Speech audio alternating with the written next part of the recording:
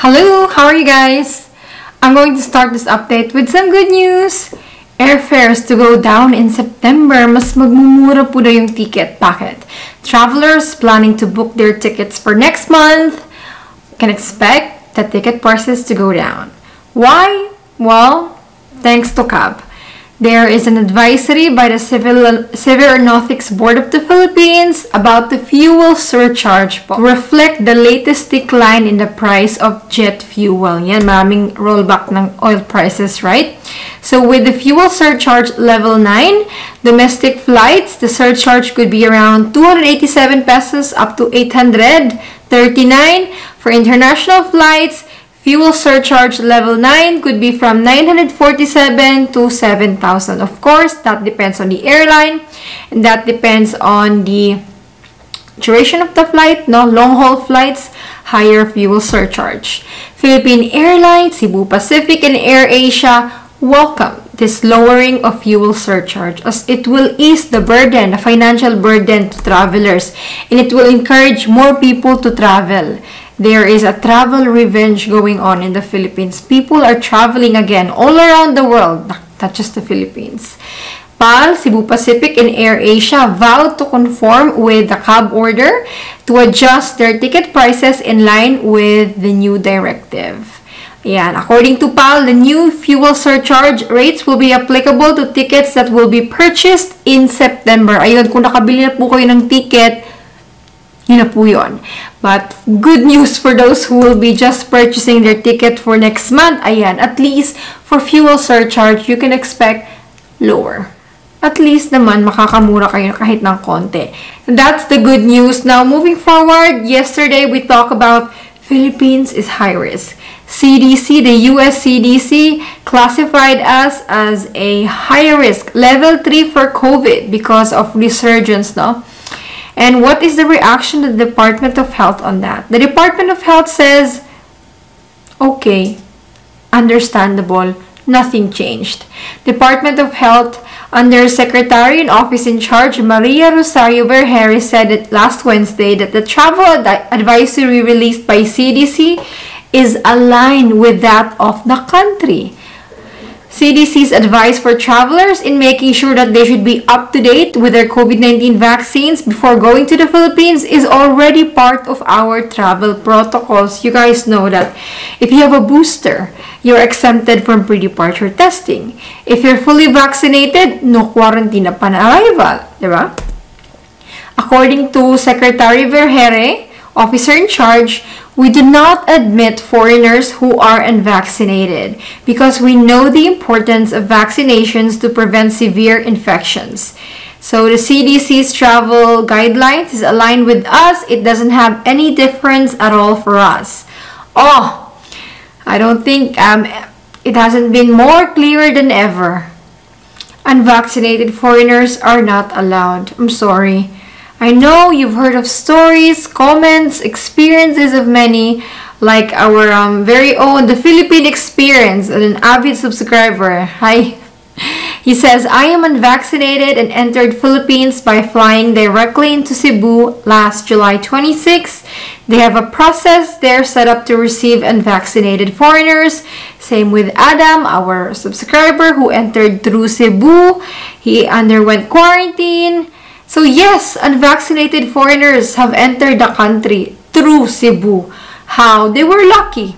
Their airline accepted them. Their airline acknowledged the executive order of Governor Gwen accepting unvaccinated foreigner. But again, it's a hit or miss. There is really no exact formula. It just depends on your airline, the person at the check-in counter. If they accept the unvaccinated foreigner to Cebu, then congratulations. But if you're going through this path, only go through Cebu. Cebu is the only airport that accepts unvaccinated foreigners. I know a lot of you are tired hearing about travel restrictions. I read your comments. I know you want to get rid of One Health Pass, quarantine, testing. Just one follower said the required registration for One Health Pass will be eliminated from the protocols. I hope that will happen since it is an added burden to our people, especially to some of our senior citizens who are not tech savvy. I agree with you. One Health Pass shouldn't be mandatory. One Health Pass shouldn't be a thing that is required upon check-in. I mean, if you don't have it, you should still be accepted and be allowed to do it upon arrival, especially for senior citizens or distressed Filipinos coming home. They may not be tech savvy, they may not be aware of it, na kailangan ng One Health Pass. Well, speaking of restrictions, maybe it's not gonna end soon. Unvaccinated foreigners, maybe you still have to wait a little longer. According to the president, he is eyeing the extension of state of public health emergency. President Ferdinand Marcos Jr. on Wednesday said he is considering extending the validity of the state of emergency amid the coronavirus pandemic. So the state of calamity for COVID has been extended 3 times by then President Duterte, and its validity is until September 12, 2022, unless the current president extends it. According to President Bongbong Marcos Jr., we're discussing it with Health Undersecretary Maria Rosario Vergere because the international medical community is extending a lot of help when a country is under a state of emergency. If we stop that, the assistance will stop too. So maybe we will extend it until the end of the year. You heard it. It's all the Philippines wants, well, we need assistance. I think the president focuses more on getting that help.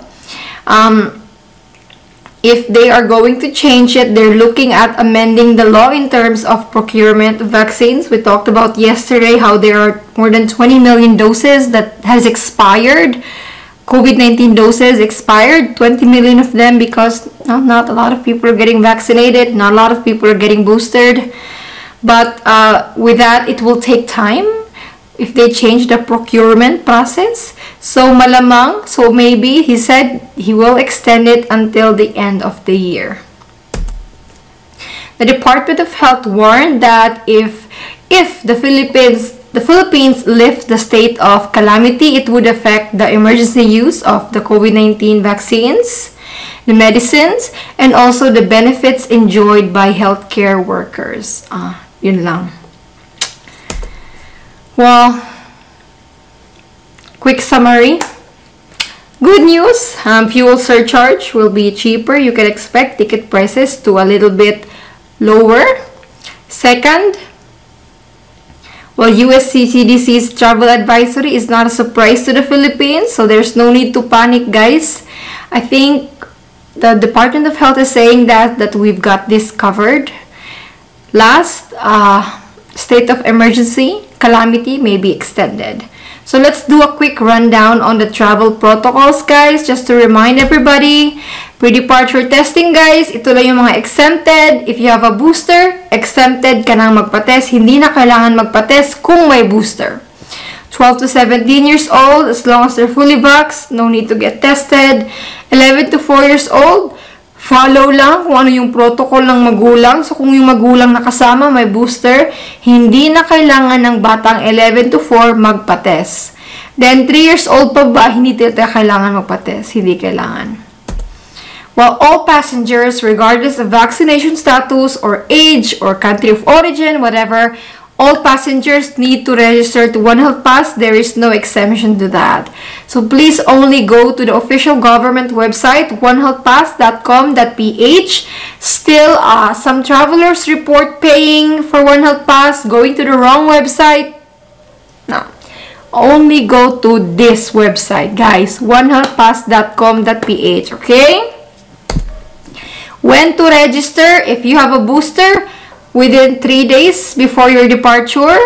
If you don't have a booster, after you receive your negative test result, mag-register. Unvaccinated, within 3 days before your departure. While unvaccinated, partially vaccinated travelers, Filipinos, ito pa rin yung protocol, kailangan ng test result. Pagdating, upon arrival, you'll be sent to quarantine. On the 5th day in the quarantine hotel, you'll be tested po PCR, and if your test result is negative, you can go home.